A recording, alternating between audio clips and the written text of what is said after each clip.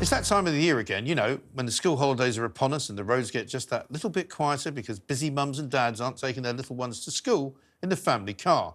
Of course, you notice it a little bit less now on Mondays and Fridays these days because so many people are still working from home. Despite various clarion calls from companies who got it wrong during the COVID years, there are still a large tranche of people, particularly those that work in an office, who are still fighting calls for them to return to work. It's famously worse in the civil service. They're all going on strike soon because they've been asked to consider getting out of their pyjamas for 2 days a week and actually leaving the house. Outrageous, I know.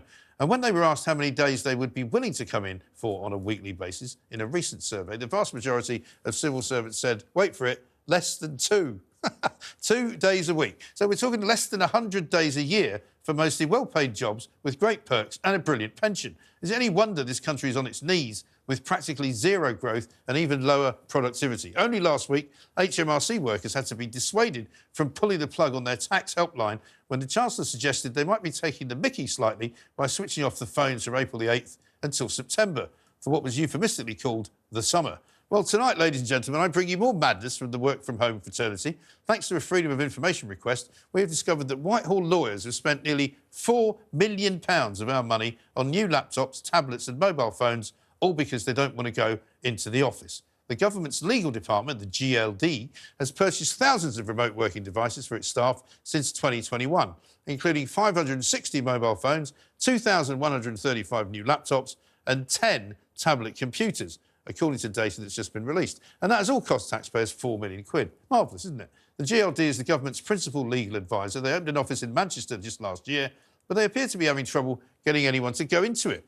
They employ 2,500 lawyers who work on government policies. To be honest, if they're the ones drafting the Rwanda plan, we might as well fire them all now. Of course, the staff complain that they would rather work from home because they're happier, healthier and more productive. Well, of course they're going to say that. The true cost of this mammoth mistake will be felt for generations. I only hope we haven't run out of money by the time someone works out just how much it's wrecking everything we do. But that is the world of work. The world of woke. Imagine £4 million wasted on all these computers. Well, how do they measure that they're more productive? Because well, they I thought it was notoriously difficult to even get fired as a civil servant. Well, this is the trouble. I mean, everybody who works from home, I've been having these arguments with them ever since they were sent home to work, because I famously never went home to work. I always came in. They all say they're much happier and they're much better productive and all that, but nobody can prove it. Nobody knows. And I do think it damaged, especially if you're a recent graduate, it's a horrible, horrible thing to start off your work life working from home. It's not normal to sit in a room on your own. Well, it's not even just that. Remotely. You lose a lot of valuable socializing skills. You lose how to navigate the world of work and the politics and all of that. I think that really is detrimental. If you're like in your 50s and 60s, a couple of days a week, maybe you're freelance, fine.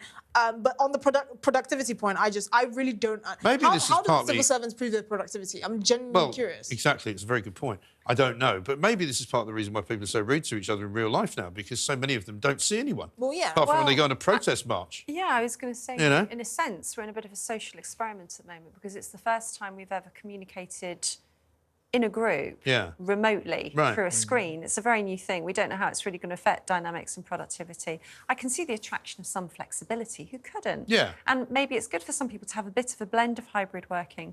But I do think it sounds, you know, embarrassing for us as a nation that our own civil service don't want to go in more than 1 day a week.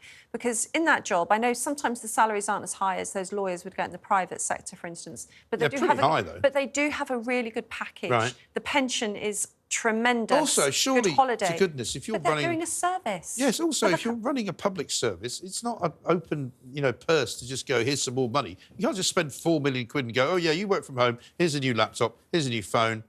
You know, why should we be paying for low. it? I'm just going to check it out. I actually don't... I thought it was going to be much higher than that. Well, that's only one place, though. That's just the legal department. That's nothing to do with the department. But like, and there's like DEFRA, Defence, Home Office, you know, multiply that by about 1 million. But surely when they're in the office, they have to have someone on site in order to service the computers, to buy desktop. No, but what I'm saying is, I would be interested to know how much... Because that could even be a saving. Because when you're in the office, I'd say the costings would be even higher than they would get it just fixed by their local... You know, there was like these PC and laptop repair shops. I'm assuming they'd get it serviced by them and then bill it back to the civil service. No, the point is that they have to buy government computers. What they should say, look, if that's a cost then we should look at that and see if we can afford it. And if we can't afford it, we shouldn't do it. So sorry, matey, you're afraid you have to just come into work like you used to. It's double buying because the equipment already exists in the office. So why should you buy more equipment for someone to have the comfort of working from home? Now, listen, I'm not that fussed about it if they can prove they're being as productive, but the civil service are not known for being terribly productive. We have zero growth in this country. We have zero productivity.